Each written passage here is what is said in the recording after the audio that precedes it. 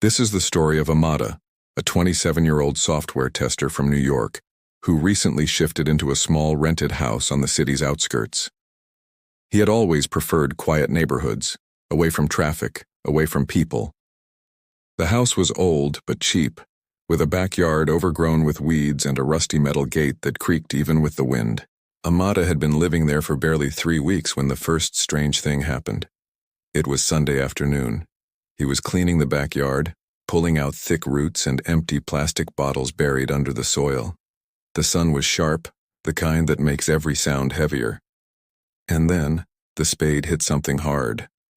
At first he thought it was just a stone, but when he cleared the dirt he saw something wrapped in plastic, brittle and yellow with age. Curious, he peeled it open. Inside was a newspaper clipping, folded carefully. The print was faint, the edges eaten by moisture, but what made his throat dry was the headline: "Local man found dead behind his own house, identity yet to be confirmed." The date on the paper was June 18, 2003, exactly 22 years ago to the day. At first he laughed nervously. It must have been some random paper someone buried. But as he read further, he froze. The small, grainy image attached to the article showed a man's body, the face blurred, wearing the same gray checkered shirt that Ammada was wearing at that very moment. He dropped the clipping, his pulse hammering. It couldn't be. It was just a coincidence. That night he scanned the article again under his study lamp. There was a name handwritten in blue pen on the margin, barely visible. It said, Ammada M. For a second, he thought someone was playing a prank. Maybe the landlord? Maybe kids from the neighborhood? But when he asked the landlord the next day, the old man only frowned. "I've rented that house for 20 years. No one by that name ever stayed there before you," he said. "And if I were you, I wouldn't dig around that backyard too much." Something in his voice felt like a warning. That night, Ammada couldn't sleep. Around 2:30 a.m., he heard something. A soft scraping sound coming from the backyard. He looked through the window. Nothing but the dim shape of the neem tree swaying in the wind. Still, the sound continued, like someone dragging a shovel. He switched on the porch light. It flickered twice, then went out. The next morning, the earth where he had dug was disturbed again. The soil looked freshly turned, as if someone had dug there after him. That evening, he called his colleague and close friend Mike to stay over. "Bro, you're overthinking," Mike said, laughing as he sipped his tea. "It's an old paper, maybe some tenant before you buried it." But around midnight, when both of them were watching a movie, there was a sudden knock on the back door. 3 slow knocks. Then silence.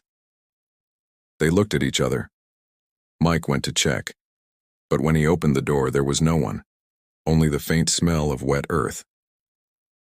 The next day, Mike left early for work. Ammada decided to do one thing. He scanned the newspaper clipping on his laptop.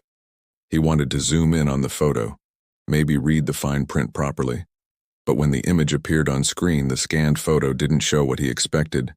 The man's face wasn't blurred anymore. It was clear, and it was his own face, staring lifelessly at the camera. He fell off the chair. His mind went blank. The room suddenly felt too small, the air too heavy. He unplugged the laptop, tore the newspaper and threw it in the bin. That night he barely slept.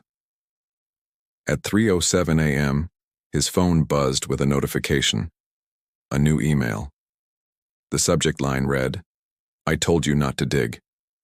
The sender was blank. When he opened it, there was only one attachment. The same newspaper clipping, but now dated 2025, and the text below the photo read, "Software tester found dead in rented house backyard." Ammada panicked. He rushed outside to check the backyard again, heart thundering, flashlight shaking in his hand. There, the soil was open again, as if something had just been buried or unburied. And in that soft light he saw something sticking out of the ground, a small metal locket, coated in mud. He picked it up. Inside was a passport-sized photo of himself. The next morning he packed his bags and left the house without telling anyone. He stayed in a hotel for 2 nights, trying to calm himself, thinking he might have hallucinated. But the story didn't end there. 2 days later, he received a call from Mike. His voice was trembling. Ammada, I don't know what you did that night, but the news is on TV. Ammada turned on the television in the hotel room. The local news anchor was reading the morning bulletin. Police have found the body of a man identified as Ammada, aged 27, behind a rental property in Pune's Nanded area. The house had been vacant for several months. Investigations are ongoing. He couldn't breathe. The screen showed his own photo, the one from his office ID. The hotel mirror across the bed suddenly flickered, and for a moment, just for a second, he saw dirt on his shirt and a dark patch spreading from his chest.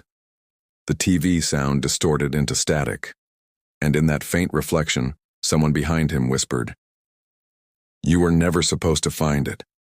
The police report later claimed the house had no recent tenants, but neighbors still say that sometimes at 3 a.m., you can hear the sound of a shovel dragging through the wet soil. And if you ever visit that house, don't dig in the backyard, because some stories don't want to be unearthed.